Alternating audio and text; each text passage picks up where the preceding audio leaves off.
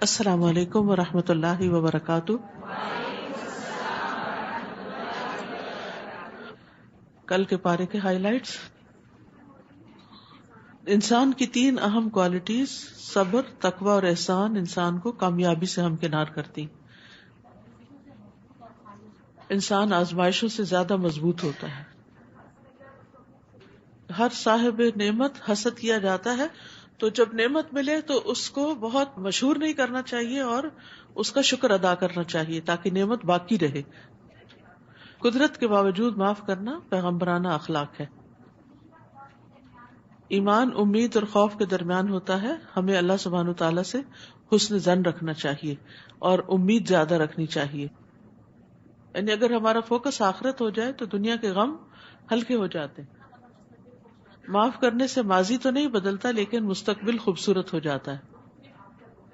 گناہوں کی وجہ سے انسان کا دل سخت ہو جاتا ہے۔ جتنی بڑی مشکل آتی ہے، جتنا بڑا امتحان ہوتا ہے، اتنی ہی پھر اللہ تعالیٰ کی مدد بھی آتی ہے۔ اپنے نفس کو کبھی پاک نہیں سمجھنا چاہیے۔ دعا تقدیر کو بدل دیتی ہے۔ صبر جمیل وہ ہوتا ہے جس میں شکوہ اور شکایت نہیں ہوتی۔ اخلاص کی وجہ سے انسان شیطان کی چالوں سے بچ جاتا ہے، اس کے قابو میں نہیں آتا۔ مخلصین پہ وہ قابو نہیں پا سکتا۔ برائی کا جواب اچھائی سے دیں۔ اللہ کو پہچاننے والوں کے لیے لوگوں کی باتیں سننا، تنقید سننا آسان ہو جاتا ہے۔ السلام علیکم ورحمۃ اللہ وبرکاتہ۔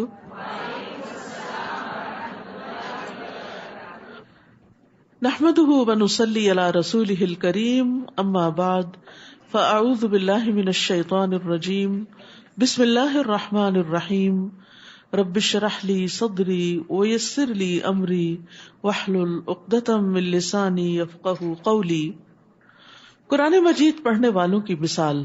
ابو موسیٰ اشعری رضی اللہ عنہ سے روایت ہے کہ نبی صلی اللہ علیہ وسلم نے فرمایا، اس شخص کی مثال جو قرآن پڑھتا ہے سنترے جیسی ہے، ٹینجرین کی طرح ہے، جس کا مزہ بھی لذیذ اور اس کی خوشبو بھی بہترین ہوتی ہے۔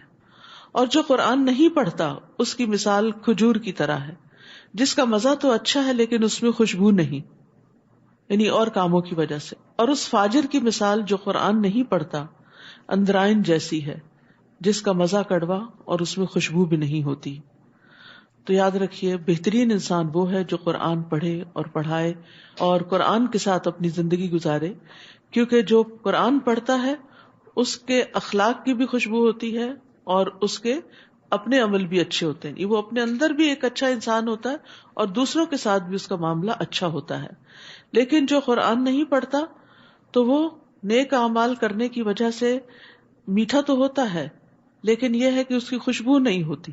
یعنی بعض اوقات اس کے جو دوسروں کے ساتھ ریلیشن شپ ہے یا اس کی خیر جو دوسروں تک جانے والی ہوتی ہے یا زیادہ خیر پھیلنے والی ہوتی ہے تو وہ نہیں پھیلتی، اس کے اندر ہی اندر رہتی ہے۔ کیونکہ جب انسان قرآن پڑھتا ہے اور پھر اس کے بعد اس کو دوسروں کے ساتھ شیئر کرتا ہے تو وہ خوشبو پھیلتی چلی جاتی ہے۔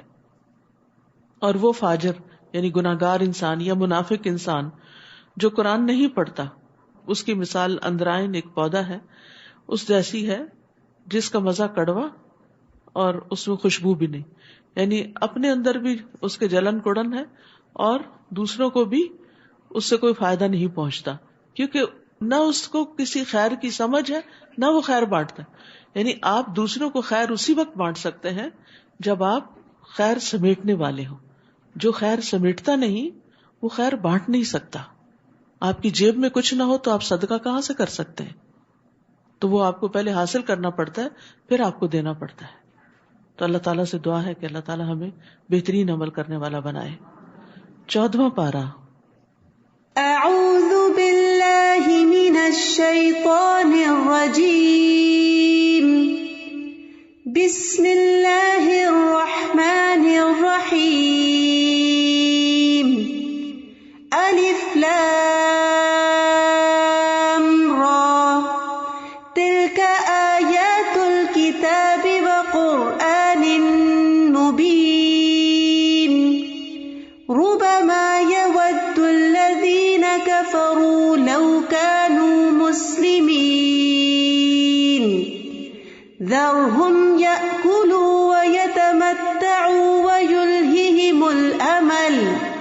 فسوف يعلمون. شروع کرتی ہوں اللہ کے نام سے جو بے انتہا مہربان نہایت رحم فرمانے والا ہے. ربما یود الذین کفروا لو کانوا مسلمین. ایک وقت آئے گا جب یہ کافر آرزو کریں گے کہ کاش وہ مسلمان ہوتے. ذرہم یأکلوا ویتمتعوا ویلہہم الامل فسوف یعلمون. آپ انہیں ان کے حال پہ چھوڑ دیجئے کہ کچھ کھا لیں، مزے اڑا لیں اور لمبی چوڑی امیدیں انہیں غافل کیے رکھیں، پھر جلد ہی انہیں سب کچھ معلوم ہو جائے گا. وہ کون سا وقت ہوگا جب یہ آرزو کریں گے؟ وہ موت کا وقت ہوگا جب انہیں حقیقت نظر آئے گی اور موت کے بعد ہر مرحلے پر انہیں دنیا میں اپنے کیے ہوئے کفر پر پچھتاوا ہوگا کہ کاش ہم کفر کی روش اختیار نہ کرتے، کاش ہم اللہ پر ایمان لے آتے، کاش ہم اللہ تعالیٰ کی اطاعت کرتے تو آج یہ سزا نہ پاتے. اس وقت جب خاص طور پر وہ مسلمانوں کو اچھے انجام تک پہنچتے دیکھیں گے تو ان کا پچھتاوا اور بڑھ جائے گا. جیسا کہ آپ جانتے ہیں کہ مسلمانوں میں سے بھی کچھ لوگ اپنے برے اعمال کی سزا بھگتنے کے لیے جنہوں نے توبہ نہیں کی اور ایسے ہی مر گئے، یا یہ کہ اتنے بڑے بڑے گناہ تھے کہ اس کے لیے انہوں نے کفارہ ہی ادا نہیں کیا، تو وہ جہنم میں پہنچے گے. اور جب وہ اپنی سزا پوری کر چکیں گے اور نبی صلی اللہ علیہ وسلم کی شفاعت کے ساتھ وہاں سے نکالے جائیں گے تو اس وقت یہ دیکھ کر تڑپیں گے اور تمنا کریں گے کہ کاش ہم بھی مسلمان ہوتے تو آج ہم بھی یہاں سے نکال لیے جاتے. لیکن دنیا میں جب انسان غفلت میں پڑا ہوا ہوتا ہے تو اس وقت اس کو آخرت بھولی ہوئی ہوتی ہے اور وہ وہاں کی تیاری نہیں کرتا. تو یہاں اسی لیے کہا گیا کہ آپ انہیں ان کے حال پہ چھوڑ دیجیے. یعنی پہلی آیت میں ایک طرح سے ان کو وارن کیا گیا کہ ایک وقت آئے گا کہ تم ایسا کرو گے تو ابھی سے تم سنبھل جاؤ. اور اس کے لیے یہ بھی وارننگ کا یہ ایک طریقہ ہے، ڈانٹ کا ایک طریقہ ہے، ایک تنبیہ ہے، ایک دھمکی ہے. اور یہاں ابتدا میں بھی ذرہم یأکلوا ویتمتعوا اور آخر میں بھی فسوف یعلمون، انہیں جلدی پتہ چل جائے گا، یہ پچھتائیں گے. تو بعض علماء کہتے ہیں کہ ذرہم ایک دھمکی ہے اور فسوف یعلمون دوسری دھمکی ہے. تو دو دھمکیوں میں انسان کیسے خوشگوار زندگی بسر کر سکتا ہے.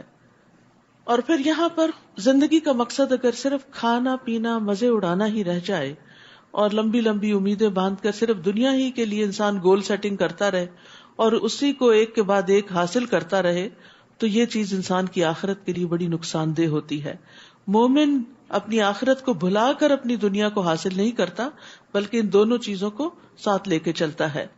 اور یہ بھی یاد رکھیے کہ اس آیت میں اس بات کی طرف بھی اشارہ ہے کہ لذتیں حاصل کرنا، نعمتوں میں زندگی گزارنا، آخرت کی تیاری نہ کرنا، یہ نجات طلب کرنے والوں کے اخلاق میں سے نہیں. اور پھر لمبی آرزویں کیا ہوتی ہیں کہ جس میں انسان بہت دیر پا لانگ ٹرم پلاننگ کر رہا ہوتا ہے دنیا حاصل کرنے کی اور دنیا کی مرغوب چیزوں کو پانے کی. تو دنیا کی ہرس اور دنیا کی طرف انسان کا جھکاؤ جو ہے وہ اس کی آخرت کو نقصان دے دیتا ہے. رسول اللہ صلی اللہ علیہ وسلم نے فرمایا بوڑھے انسان کا دل دو چیزوں کے بارے میں ہمیشہ جوان رہتا ہے، دنیا کی محبت اور لمبی امیدیں. حسن بصری کہتے ہیں کہ جب بندہ اپنی آرزوؤں کو لمبا کر لیتا ہے تو اس کے عمل خراب ہو جاتے ہیں اور انسان یہ سوچتا ہے اچھا ابھی میں اچھا بن جاؤں گا، ابھی یہ کام ہو جائے، یہاں تک پہنچ جاؤں، اتنا ٹارگٹ اچیو کر لوں. تو یاد رکھیے کہ ہمیں اپنے آج سے ہی فائدہ اٹھانا ہے. ماضی تو ہمارے ہاتھ سے نکل چکا، گزر چکا، مستقبل جو ہے اس کا ہمیں پتہ نہیں. تو ہمارے پاس جو آج ہے، ناؤ دس ٹائم، اس میں ہمیں اپنے اس ٹائم کی فکر کرنی چاہیے اور اپنی آخرت کے لیے تیار کر لینا چاہیے. اب مثلاً اگر کسی کے اوپر رمضان آیا تو وہ کہے میں اگلے رمضان میں اچھا بن جاؤں گا، جب میں بوڑھا ہوں گا تو پھر میں ریٹائر ہونے کے بعد میں روزے بھی رکھوں گا اور تراویح پڑھوں گا. تو کس کو معلوم کہ آپ اس عمر کو پہنچتے بھی ہیں یا نہیں، اور اگر پہنچتے بھی ہیں تو آپ کی صحت کتنی رہتی ہے اور آپ کی ہمت کتنی رہتی ہے نیکی کے کام کرنے کی. اس لیے جو وقت آج ملا ہے، جو ہمت صحت طاقت آج ہے، اس سے بھرپور فائدہ اٹھا لینا چاہیے. ہم نے جس بستی کو بھی ہلاک کیا تو اس کے لیے ایک مقررہ مدت لکھی ہوئی تھی. کوئی قوم اس مقررہ مدت سے پہلے ہلاک نہیں ہو سکتی اور نہ ہی اس مدت کے بعد بچی رہ سکتی ہے. کافر یہ کہتے ہیں کہ اے وہ شخص جس پر یہ قرآن نازل ہوا ہے تو دیوانہ ہے، اگر تو سچا ہے تو پھر ہمارے پاس فرشتے کیوں نہیں لے آتا. حالانکہ ہم فرشتے صرف حق کے وقت ہی اتارتے ہیں، یعنی فیصلہ کرتے وقت ہی اتارتے ہیں، پھر اس وقت انہیں مہلت نہیں دی جاتی، یعنی جب عذاب آتا ہے تو فرشتے اترتے ہیں۔ یقیناً ہم نے ہی الذکر اتارا ہے اور یقیناً ہم ہی اس کی حفاظت کرنے والے ہیں، اور الذکر سے مراد یہاں قرآن مجید ہے۔ تو قرآن کا محافظ اللہ ہے، یعنی ہر طرح کی تبدیلی اور تغیر سے اس کی حفاظت کرتا ہے۔ جیسے ہم جانتے ہیں کہ قرآن مجید سے پہلے جو کتابیں نازل ہوئی تو ان کی حفاظت کی ذمہ داری ان کی قوموں کو دی گئی، ان کے لوگوں کو دی گئی، لیکن انہوں نے اس میں من مانی تبدیلی کر لی۔ لیکن اس کتاب کی ذمہ داری اللہ سبحانہ تعالیٰ نے لی، اور یہی وجہ ہے کہ ہم دیکھتے ہیں کہ آج اتنے 100 سال گزرنے کے بعد بھی قرآن مجید میں کوئی تبدیلی نہیں آئی۔ ایک واقعہ بیان کیا جاتا ہے کہ ایک یہودی جو تھا وہ مسلمان ہونے کے لیے آیا، وہ ایک بہت اچھا رائٹر تھا، کتابیں لکھا کرتا تھا، تو اس سے پوچھا کہ کس چیز نے تمہیں اسلام قبول کرنے پر ابھارا ہے؟ اس نے کہا کہ میں نے اپنے ہاتھ سے تورات لکھی اور اس میں کچھ تبدیلی کی، اور میں ربیوں کے پاس لے گیا، انہوں نے خوشی خوشی اسے لے لیا۔ اس کے بعد انجیل لکھی اور اس کو بھی اسی طرح اس میں کچھ رد و بدل کیا، اور میں پریسٹ کے پاس لے گیا، انہوں نے اس کو بھی قبول کر لیا۔ اس کے بعد میں نے قرآن پہ یہ تجربہ کیا اور اس میں کچھ تبدیلی کی، لیکن جب میں اس کو مسلمانوں کے علماء کے پاس لے گیا تو انہوں نے اس کو قبول نہیں کیا، حالانکہ میں نے بہت چھوٹا سا فرق ڈالا تھا۔ تو اس سے یہ پتہ چلتا ہے کہ اللہ سبحانہ تعالیٰ نے جو حفاظت کا ذمہ لیا ہے اس میں اللہ بندوں کے ذریعے حفاظت کروا رہے ہیں۔ کس طرح کہ اس امت میں ایسے علماء ہیں جو قرآن کے لفظ کو نہ صرف یہ کہ ایک طرح بلکہ 7 طریقوں سے پڑھنا جانتے ہیں اور ان کی تبدیلیوں سے واقف ہیں، جس کو سبع قراءت کہا جاتا ہے یا 10 قراءت کہا جاتا ہے۔ اسی طرح اللہ سبحانہ تعالیٰ نے اس کتاب کو صرف کاغذوں میں محفوظ نہیں کیا بلکہ سینوں میں محفوظ کیا ہے۔ کبھی ایک وقت ایسا بھی شاید آئے کہ کتابیں بالکل ناپید ہو جائیں اور صرف ہر چیز ڈیجیٹل رہ جائے، اور اس وقت اگر کسی سازش کے تحت سارا ڈیجیٹل مٹا بھی دیا جائے تو بھی قرآن محفوظ ہے، کیونکہ ہر ملک، ہر شہر، ہر بستی کے اندر حفاظ موجود ہیں جنہوں نے قرآن کو اپنے اندر محفوظ کیا ہوا ہے۔ تو یہ اس کتاب کی معجزہ ہونے کی دلیل ہے، اسی وجہ سے یہ کتاب ہدایت ہے اور رہتی دنیا تک کے لوگوں کے لیے کتاب ہدایت ہے۔ لیکن قیامت سے پہلے قرآن اٹھا لیا جائے گا، یہ بھی آپ کو معلوم ہے۔ یہ قیامت کی بڑی نشانیوں میں سے ایک نشانی ہے کہ وہ لوگوں کے سینوں سے بھی اور کتابوں سے بھی اور ہر جگہ سے اٹھا لیا جائے گا، اور بالکل اندھیروں کا دور ہوگا۔ اللہ تعالیٰ ہمیں اس سے محفوظ رکھے، اور ہم کتنے خوش قسمت ہیں کہ اللہ نے ہمیں ایک نہیں کئی قسم کے ورژنز اس قرآن کے عطا کیے ہیں کہ جس کے ذریعے ہم اس سے فائدہ اٹھاتے ہیں اور انجوائے کرتے ہیں۔ آپ سے پہلے ہم نے سابقہ قوموں میں بھی رسول بھیجے تھے، اور ان کے پاس جو بھی رسول آیا اس کا وہ مذاق ہی اڑاتے رہے۔ ہم مجرموں کے دلوں میں ایسی ہی باتیں داخل کر دیتے ہیں کہ وہ اس پر ایمان نہیں لاتے۔ پہلی قوموں کی بھی یہی روش چلی آ رہی ہے، اور اگر ہم ان پر آسمان کا کوئی دروازہ بھی کھول دیتے جس میں وہ چڑھنے لگ جاتے تو بھی وہ یہی کہتے کہ ہماری نظر بندی کر دی گئی ہے، بلکہ ہم لوگوں پر جادو کر دیا گیا ہے۔ جادو بھی ایک طرح سے کہتے ہیں نظر بندی ہوتی ہے، وہ چیز تو نہیں بدلتی لیکن نگاہوں میں کچھ تبدیلی آ جاتی، دیکھنے کا انداز بدل جاتا ہے۔ بلا شبہ ہم نے آسمان میں برج بنائے اور دیکھنے والوں کے لیے انہیں سجا دیا۔ مراد ہے وہ ستارے جو ظاہر ہوتے۔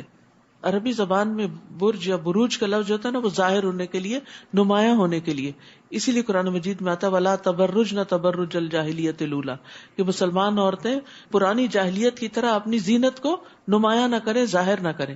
تو یہ بروج وہ ہیں کہ جو روشن ستارے ہیں جو ہمیں نظر آتے ہیں، تو ہم نے یہ دیکھنے والوں کے لیے انہیں سجا دیا ہے، اور ہر شیطان مردود سے اسے محفوظ کر دیا۔ ہاں، اگر شیطان چوری چھپے سننا چاہے تو ایک چمکتا ہوا شعلہ اس کے پیچھے لگ جاتا ہے۔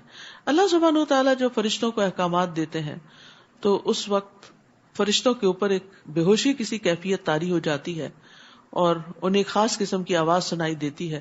پھر جب وہ ہوش میں آتے ہیں تو مقرب فرشتوں سے پوچھتے ہیں کہ ہمارے رب نے کیا نازل کیا، ہمارے لیے کیا حکم ہے، اور پھر وہ ایک کے بعد ایک کو وہ حکم آگے دیتے چلے جاتے ہیں۔ اتنے میں شیاطین بھی وہاں گھسنے کی کوشش کرتے ہیں، اور وہ جو احکامات الہی، یعنی دنیا میں کس کو موت آنی ہے، کہاں زلزلہ آنا ہے، کہاں بارش برسانی وغیرہ وغیرہ، اس طرح کی جو خبریں آگے ٹرانسمٹ کی جا رہی ہوتی ہیں، اس میں سے کچھ نہ کچھ سننے کی، چوری کرنے کی کوشش کرتے ہیں تاکہ آ کے کاہنوں کو وقت سے پہلے بتا دیں، اور کاہن اس میں 100 جھوٹ ملا کے لوگوں کو بتائیں، اور اس طرح وہ غیب دانی کا دعویٰ کریں۔ تو یہاں فرمایا گیا کہ بہت دفعہ ایسا ہوتا ہے کہ شہاب ثاقبین، یہی ستارے ٹوٹ گرتے ہیں شیاطین کے اوپر، ان کو جلا کے رکھ دیتے ہیں. اور زمین کو ہم نے پھیلا دیا اور اسی میں سلسلہ ہے کو جما دیے، ماؤنٹین رینجز ہیں، اور اس میں سے ہر مناسب چیز کو ہم نے اگایا. اور اسی زمین میں ہم نے تمہارے لیے بھی سامان معیشت بنا دیا اور ان کے لیے بھی جن کے تم رازق نہیں ہو. یعنی زمین صرف تمہارے رزق کا سامان نہیں کرتی بلکہ اس میں ساری مخلوق کا. یعنی بعض اوقات انسان حیران ہوتا ہے نا کہ اتنی ورائٹی ہے مخلوق کے اندر، انسانوں کے علاوہ جو حیوانات ہیں، چرند پرند ہیں، چیونٹیاں ہیں، مچھلیاں ہیں، اور ہر ایک کی ضرورت فرق ہے. تو اللہ سبحانہ وتعالیٰ نے ان سب کا بھی بندوبست کر رکھا ہے. وَإِن مِّن شَيْءٍ إِلَّا عِندَنَا خَزَائِنُهُ وَمَا نُنَزِّلُهُ إِلَّا بِقَدَرٍ مَّعْلُومٍ. کوئی بھی ایسی چیز نہیں جس کے خزانے ہمارے پاس نہ ہو، اور اسے ہم ایک جانی پہچانی مقدار کے مطابق ہی نازل کرتے ہیں. یعنی ہر چیز کے خزانے ہمارے پاس، کمی کسی چیز کی نہیں، لیکن ہم اپنی تدبیر کے مطابق پلاننگ کے ساتھ نازل کرتے ہیں کہ کس جگہ کتنی بارش اترنی ہے، کس جگہ کتنا غلہ اگایا جائے گا، کہاں کتنا شہد پروڈیوس کیا جائے گا. اصل پلاننگ اللہ سبحانہ تعالیٰ ہی کی ہے. اور پھر یہ آیت جو ہے نا، یہ انسان کا بڑا حوصلہ بڑھاتی ہے. انسان بعض اوقات اللہ تعالیٰ سے دعا کرتے ہوئے اور لمبے عرصے تک دعا کرتے ہوئے جب دعا قبول نہیں ہوتی تو مایوس بھی ہونے لگتا ہے اور پریشان ہوتا ہے، اور یہ سوچتا ہے کہ شاید میری کبھی سنی نہیں جائے گی، یا نعوذ باللہ شیطان دل میں یہ بھی ڈالتا ہے کہ شاید اللہ تعالیٰ کے پاس ہے نہیں، نعوذ باللہ. فرمایا نہیں، کوئی چیز ایسی نہیں جس کے خزانے نہ ہو. تو پھر جب اللہ تعالیٰ خزانوں کا مالک ہے، پھر ہمیں کیا کرنا چاہیے؟ مانگنا چاہیے کہ اللہ تیرے پاس تو خزانے ہیں، ان میں سے تھوڑا سا بھی تو ہمیں عطا کرے گا تو تیرے خزانوں میں پھر بھی کمی نہیں ہوگی. لیکن اللہ سبحانہ وتعالیٰ ہر ایک کے کہنے پہ وہ سب کچھ اتار کیوں نہیں دیتا؟ کیونکہ اگر ہر ایک کی ہر بات مان لی جائے تو زمین فساد سے بھر جائے، لوگوں کے پاس اتنے ریسورسز آ جائیں کہ وہ بگڑ کے رہ جائیں. اور ابھی آپ دیکھیں کہ جن ممالک میں جن لوگوں کے پاس زیادہ ریسورسز ہیں، وہ بعض اوقات ان کو کس طرح ابیوز کریں، کس طرح مس یوز کر رہے ہیں، کس طرح ریسورسز کو ضائع کر رہے ہیں. تو اللہ سبحانہ وتعالیٰ پھر ایک حد تک ہی دیتا ہے. نیز ہم نے پانی سے لدی ہوئی ہوائیں بھیجی، پھر آسمان سے پانی برسا کر ہم نے اسے تمہیں سیراب کیا. اس پانی کا ذخیرہ رکھنے والے ہم ہی ہیں، تم نہیں ہو. یعنی یہ اللہ ہی کا کام ہے. اگر تمہارے ذمہ ہوتا یہ واٹر سپلائی کی پلاننگ تو تم فیل ہو جاتے. اور بلا شبہ ہم ہی زندہ کرتے اور مارتے ہیں، اور ہم ہی ہر چیز کے وارث ہیں. اور ہمیں یقیناً ان لوگوں کا بھی علم ہے جو تم سے آگے نکل گئے اور جو پیچھے رہنے والے ہیں، چاہے نیکی میں آگے نکلنے والے، چاہے گناہوں میں آگے نکلنے والے، اور نیکی میں پیچھے رہنے والے، اور یا پھر وقت کے اعتبار سے جو آگے قومیں گزر گئیں اور جو بعد میں آنے والی ہیں. اللہ سبحانہ تعالیٰ ان سب کو جانتا ہے. آپ کا رب بھی ان سب کو جمع کرے گا. بلا شبہ وہ حکمت والا اور سب کچھ جاننے والا ہے. ہم نے انسان کو گلے سڑے گارے سے، خشک شدہ ٹن سے بجنے والی مٹی سے پیدا کیا، یعنی بجنے والی مٹی سے بنایا. انسان کی تخلیق میں تراب کا لفظ بھی آتا ہے، پھر حمن مسنون کا لفظ بھی آتا ہے، سلسال کا بھی آتا ہے، اور کل فخار کا بھی آتا ہے. تو یہ تخلیق کی مختلف سٹیجز ہیں جن کو قرآن نے ذکر کیا ہے. اور جنوں کو اس سے پہلے ہم آگ کی لپٹ سے پیدا کر چکے تھے، یعنی جن انسانوں سے پہلے تخلیق کیے گئے. اسی لیے ابلیس کو بھی کہا گیا تھا کہ وہ سجدہ کرے. اور وہ وقت یاد کرو جب آپ کے رب نے فرشتوں سے کہا کہ میں گلے سڑے گارے کی کھنکھناتی مٹی سے ایک انسان پیدا کرنے لگا ہوں، تو جب میں اسے درست کر چکوں اور اس میں اپنی روح سے کچھ پھونک دوں تو تم اس کے سامنے سجدہ ریز ہو جانا. تو انسان اگرچہ گارے والی مٹی سے پیدا کیا گیا ہے، لیکن پاکیزہ روح پھونکنے کی وجہ سے انسان کو باقی ساری مخلوقات پہ شرف حاصل ہو گیا. یہ ہماری روح ہے اصل میں، جس کو اللہ سبحانہ تعالیٰ اپنی طرف نسبت دیتے ہیں. وَنَفَخْتُ فِيهِ مِن رُوحِي. اس کا مطلب نہیں کہ اللہ کی روح میں سے کچھ روح انسان میں ڈال دی گئی، یہ تشریفی اضافت ہوتی ہے. اللہ تعالیٰ کسی چیز کو عزت بخشنے کے لیے اپنی طرف منسوب کر لیتے ہیں. جیسے بیت اللہ، تو اللہ تعالیٰ اس کے اندر رہتے تھوڑی ہے، تو اس کو عزت بخشنے کے لیے اس کو بیت اللہ کہا گیا. ناقۃ اللہ، اللہ کی اونٹنی. تو اسی طرح اللہ کی طرف سے آئی ہوئی روح جو ہے یہ انسان کو عزت بخشنے کے لیے. اس لیے بہت ضروری ہے کہ جہاں ہم اپنے جسم کی ضروریات کا خیال رکھتے ہیں، کھانے پینے کا، دیگر اس کو آرام پہنچانے کا، وہاں یہ بھی ضروری ہے کہ ہم اپنی روح کی غذا کا بھی بندوبست کریں. تو روح کی غذا قرآن ہے. روح اس کے بغیر نہ قرار پکڑتی ہے، نہ سکون پاتی ہے، اور نہ ہی اس کو آپٹیمائز کیا جا سکتا ہے کہ اس سے بھرپور فائدہ اٹھایا جائے. کیونکہ جب روح سٹارو کرتی ہے، یعنی اس کو بھرپور غذا نہیں ملتی قرآن کی، دین کی، اللہ کے ذکر کی، تو پھر وہ فاقوں میں مبتلا ہو جاتی ہے، سٹارو کرنے لگتی ہے. اور پھر اس کا ہمارے دل پر بھی اثر ہوتا ہے. سب سے پہلے کہ دل میں وحشت آ جاتی ہے. تو اس کا حل اور اس کا علاج یہی ہے کہ اس روح کو اتنا سیراب کیا جائے. اور پھر آپ دیکھیے، جیسے جسمانی ضرورتیں ہر ایک کی الگ الگ ہوتی ہیں نا، ایسی روح کی ضرورتیں بھی الگ الگ ہوتی. کچھ لوگ تھوڑا سا بھی کھا کے سیراب ہو جاتے ہیں. اب پتہ نہیں آپ میں سے کس کس نے آج سحری کھائی ہے اور کس کس کو نوزیا ہو رہا تھا اور اس نے بمشکل 1-2 چمچ ہی لیے ہوں گے، کیونکہ سحری کے وقت کھانا بڑا مشکل کام ہوتا ہے. اور یہ ایک یعنی اللہ سبحانہ تعالیٰ کی طرف سے روزے کے ذریعے ہمیں جو تربیت ہماری مقصود ہے، اس میں یہ بھی ہے کہ جب دل نہ چاہ رہا ہو، جو کام بڑا ہی مشکل لگے، اس کو بھی اللہ کی خاطر کر لو، ثواب سمجھ کے کر لو، تو اس میں بھی برکت ہوگی. اسی لیے کیا کہا، سحری کھاؤ، سحری کھانے میں برکت. اگر کچھ نہیں کھا سکتے، پانی کے 2 گھونٹ ہی پی لیں، 2 کھجور ہی کھا لیں، لیکن اس وقت اس کی برکت سے ضرور فائدہ اٹھائیں. تو اسی طرح ہماری روح بھی جب قرآن سے دور ہوتی ہے نا، تو جب اس کو قرآن کی طرف لایا جاتا ہے تو وہ وحشت سی محسوس کرتی ہے. ابتدا میں اس کو بھی شاید نوزیا ہوتا ہے اور دل نہیں لگتا. پھر آہستہ آہستہ مانوس ہوتی جاتی، پھر آہستہ آہستہ خوش ہوتی چلی جاتی، پھر آہستہ آہستہ اس کی طلب بڑھتی چلی جاتی. اور جب طلب بڑھ جاتی ہے اور رسد جو ہے وہ اس کے مطابق نہ ہو، یعنی سپلائی بہت کم ہو، تو پھر وہ روح بے چین رہتی ہے. اسی لیے بعض لوگوں کو کہتے ہیں نا یہ بے چین روح ہے. تو یہ بے چین روح جو ہوتی ہے، اس کی نیوٹریشن جو ہے وہ پوری نہیں ہوئی بھی ہوتی، تو اس کو اپنی قرآن کی ڈوز مزید بڑھانے کی ضرورت ہوتی. جب کبھی آپ بے چین ہو، آپ قرآن مجید لے کے بیٹھ جائیں، پڑھتے رہیں، آپ دیکھیں گے کہ ایک وقت آئے گا کہ آپ سیراب ہو چکے گے، ایسے ہوگے جیسے آپ تر ہو گئے، اور آپ کی بے چینی ساری دور ہو جائے گی. اس وقت دوستوں کو فون کرنے کی بجائے، میوزک سننے کی بجائے، ادھر ادھر اور کام کرنے کی بجائے سیدھے قرآن کو پکڑیں اور پڑھنا شروع کر دیں. اور اگر آپ کو سمجھ آ رہا ہو تو اور جلدی اس سے فائدہ ہوگا، ورنہ ہر حال میں فائدہ مند ہے قرآن کے ساتھ تعلق قائم کرنا، اور یہ روح کی سیرابی کا ذریعہ ہے. اور اسی سے انسان کی عزت ہے.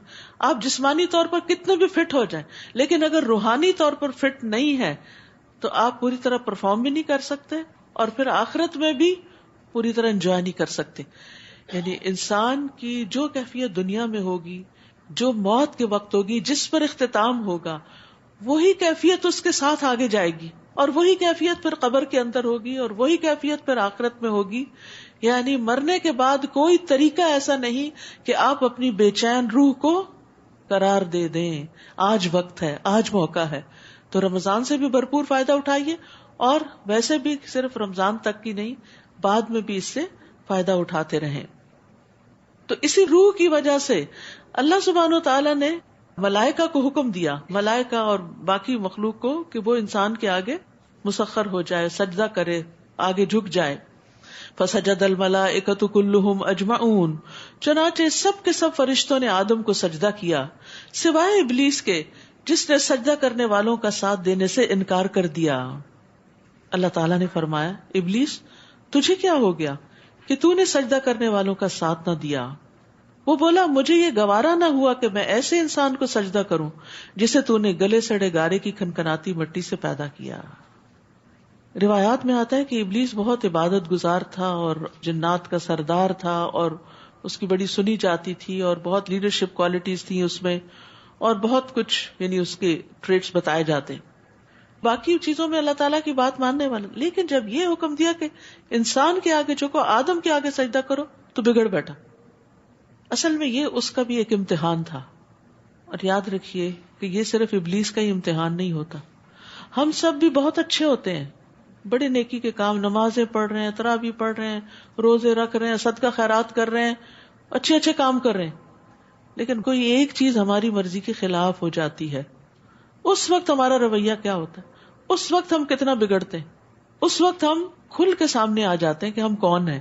یعنی بہت سے لوگ عام حالات میں بڑے اچھے ہوتے ہیں، لیکن جب ان کی انا پہ یا ان کے کبر پہ کوئی زد پڑتی ہے تو وہ بگڑ جاتے ہیں.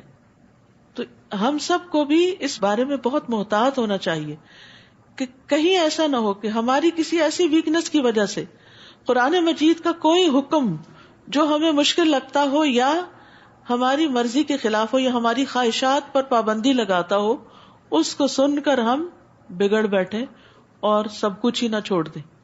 تو ہر انسان کا امتحان ہوتا ہے. یہ ابلیس کا امتحان اس لیے لیا گیا تھا تاکہ اس کا اصل اندر باہر آ جائے، کیونکہ جس کے دل میں رائی برابر بھی تکبر ہو وہ جنت میں نہیں جا سکتا. یہ حدیث تو سب نے سن رکھی ہے نا.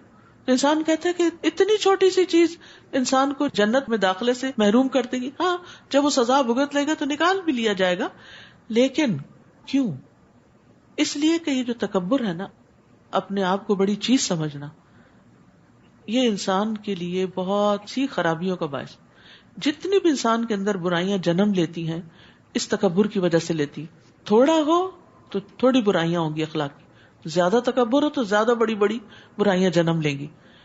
بد اخلاقی، بدتمیزی، گالی گلوچ، غصہ بہت زیادہ کرنا، مار پٹائی، چھوٹی چھوٹی باتوں پہ آپے سے باہر ہو جانا، چیخنا چلانا، انسانوں کو کچھ نہ سمجھنا، ان کے حقوق ادا نہ کرنا، ان پہ ظلم کرنا، یہ سب کچھ تکبر کی وجہ سے ہوتا ہے.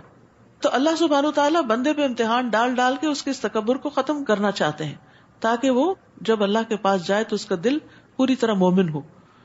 تو ہمیں اپنا جائزہ خود لیتے رہنا چاہیے کہ قرآن کا کون سا حکم ہمارے لیے ایک امتحان ہے اور ہم اس کو ماننا نہیں چاہتے. کیونکہ تکبر کا کیا معنی بتایا جاتا ہے؟ بطر الحق و غمط الناس، حق کا انکار، قرآن کے بعض احکامات کو لے لینا اور بعض کو چھوڑ دینا، یہ بھی اسی میں آتا ہے. اور غمط الناس، جب لوگوں کے ساتھ ڈیلنگ ہو تو پھر ان کو حقیر سمجھ کے ان پہ ظلم زیادتی کرنا، ان کو ان کا ڈیو رائٹ نہ دینا، ان کا حق نہ دینا. تو یہ چیز انسان کے اپنے حق میں بہت نقصان دہ. اللہ تعالیٰ نے فرمایا یہاں سے نکل جا کیونکہ تو مردود ہے اور روز جزا تک تجھ پہ لعنت ہے، اللہ کی رحمت سے دور. وہ کہنے لگا میرے رب پھر مجھے اس دن تک زندہ رہنے کی مہلت دے دے جب لوگ دوبارہ اٹھائے جائیں گے. اللہ تعالیٰ نے فرمایا تجھے مہلت دی جاتی ہے اس دن تک جس کا وقت معلوم ہے. وہ بولا اے میرے رب، چونکہ تو نے مجھے آدم کے ذریعے بہکا دیا تو اب میں بھی دنیا میں لوگوں کو ان کے گناہ خوشنما کر کے دکھاؤں گا اور ان سب کو بہکا کر چھوڑوں گا. تو ابلیس ابن آدم کو دنیا میں دنیا کی زینت اور رونق اور دنیا کی محبت میں الجھاتا ہے. کس طرح؟ گناہ کے کام کروا کے اور دنیا میں اتنا مصروف کر کے کہ وہ دین کے لیے کوئی وقت ہی نہ پائیں. الا عبادک منہم المخلصین، اللہ یہ کہ تیرے چند مخلص بندے بچ جائیں تو اور بات ہے. کل بھی بات ہوئی تھی نا، اخلاص کے ذریعے انسان شیطان کی چالوں سے بچ سکتا ہے. اور یہاں بھی اس نے خود کہا یہ تیرے مخلص بندے جو ہے نا، یہ میرے ہاتھ نہیں آئیں گے، اخلاص والے نہیں ہاتھ آئیں گے میرے، باقی میں سب کو اپنے روش پہ لگا لوں گا. اللہ تعالیٰ نے فرمایا یہ وہ راستہ ہے جو سیدھا مجھ تک پہنچتا ہے. ایاک نعبد و ایاک نستعین، یہ ہے اخلاص. اہدنا الصراط المستقیم. میرے حقیقی بندوں پر تو تیرا کچھ زور نہ چل سکے گا، تیرا زور صرف ان گمراہوں پر چلے گا جو تیری پیروی کریں گے، جو تیری پیروی کریں گے. اور جہنم ہی وہ جگہ ہے جس کا ایسے سب لوگوں کو وعدہ دیا گیا ہے. اس کے 7 دروازے ہیں، ہر دروازے کے لیے ایک تقسیم شدہ حصہ ہوگا. استغفر اللہ. پہلے سے ہی طے شدہ ہے کہ مشرکین کس دروازے سے جائیں گے، منافقین کس دروازے سے جائیں گے، صابی کس دروازے سے جائیں گے، مجوسی کس دروازے سے جائیں گے، یہود کس دروازے سے جائیں گے، نصارہ کس دروازے سے جائیں گے، اور مسلمانوں میں سے جن لوگوں نے غلط کام کیا اور توبہ کیے بغیر مر گئے وہ کس دروازے سے جائیں گے. ہر ایک کا دروازہ بھی مخصوص ہے. لہا 7 ابواب، اس کے 7 دروازے ہیں اور لوگ اپنے اعمال کے مطابق ان دروازوں سے جائیں گے، کیونکہ ہر ایک دروازہ خاص لیول پہ لے جائے گا. جیسے لفٹ ہوتی ہے نا، تو اب اس میں کیا ہوتا ہے، جس نمبر کو آپ دباتے ہیں اس فلور پہ آپ نکل جاتے ہیں. تو جہنم کے بھی لیولز ہیں نا، اور منافقین جو ہیں وہ جہنم کے سب سے نچلے درجے پر ہوں گے. وہ جس دروازے سے داخل ہوں گے وہ سیدھا ان کو سب سے نیچے لے جائیں، جیسے کوئی بیسمنٹ ہو، سب سے نیچے. اور وہاں پر عذاب کی انتہا ہوگی. یعنی سب سے بدترین کوالٹی جو ہے وہ منافقت ہے، اوپر سے کچھ اور اندر سے کچھ. دین میں اخلاص کا نہ ہونا.